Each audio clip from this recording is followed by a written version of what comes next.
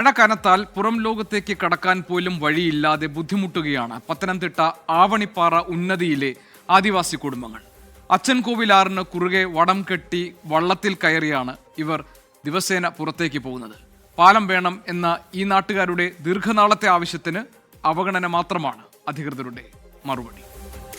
36 കുടുംബങ്ങളിലായി 150ഓളം മനുഷ്യർ ആവണിപ്പാറ ആദിവാസി ഉന്നതിയിലുണ്ട്. പുറം ലോകത്തെത്തണമെങ്കിൽ അച്ചൻകോവിലാർ മുറിച്ചു കിടക്കണം, അതും സാഹസികമായി.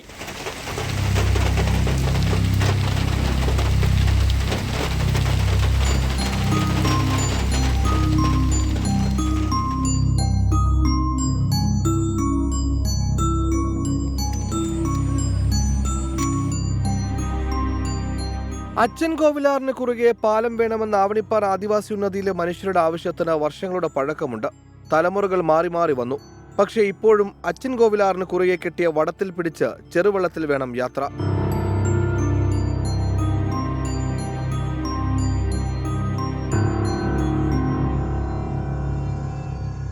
രാത്രിയിൽ ആർക്കെങ്കിലും അസുഖം വന്നാൽ പുറം ലോകത്തേക്ക് എത്തിക്കണമെങ്കിൽ മണിക്കൂറുകൾ എടുക്കും. ഒന്നിൽ കൂടുതൽ പേരുടെ സഹായത്തോടുകൂടി വള്ളമെടുത്ത് വടത്തിൽ പിടിച്ചു വേണം നദിക്ക് പുറത്തെത്താൻ.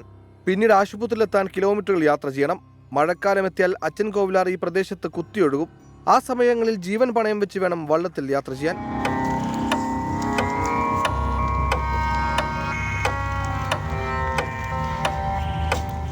ഇവിടെ ഇപ്പോൾ ഈ വെള്ളം കുടിക്കഴിഞ്ഞാണ്ട് ഈ ഒരു വള്ളം മാത്രമേ ഉള്ളൂ നമുക്ക് പോകാൻ.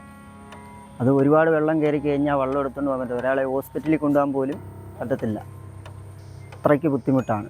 പെരുമഴക്കാലത്ത് വിദ്യാർത്ഥികളുടെ സ്കൂളിൽ പോക്കും ദിവസങ്ങളോളം മുടങ്ങും. പിന്നെ വെള്ളം ഇറങ്ങിയ ശേഷമേ ജീവിതം കുറച്ചെങ്കിലും പഴയ രീതിയിലേക്ക് മാറും. ബുദ്ധിമുട്ടിൻ്റെ അങ്ങ് അറ്റത്തെ ബുദ്ധിമുട്ട്. ഈ കയറിൻ്റെ പൊക്കത്തിമേളി വെള്ളം വരും.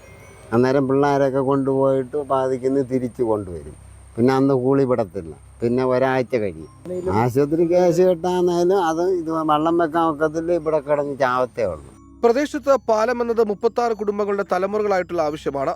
ജനപ്രതിനിധികളും അധികാരികളും ഇവരെ വന്ന് കേൾക്കും, എല്ലാം ഉറപ്പു നൽകും. പക്ഷേ ഒരു പ്രയോജനവും ഉണ്ടാവുന്നില്ല. പാലമില്ലാത്ത ഭയങ്കര ബുദ്ധിമുട്ടാണ്. പാലം ഞങ്ങൾക്ക് വേണം. പാലം തന്നേ പറ്റത്തുള്ളൂ. എല്ലാരും വരുന്നുണ്ടോ? ഇനി എല്ലാത്തിനും വന്നാൽ പാലം കെട്ടി തരാതെ ഞങ്ങൾ കൊടുക്കത്തില്ല.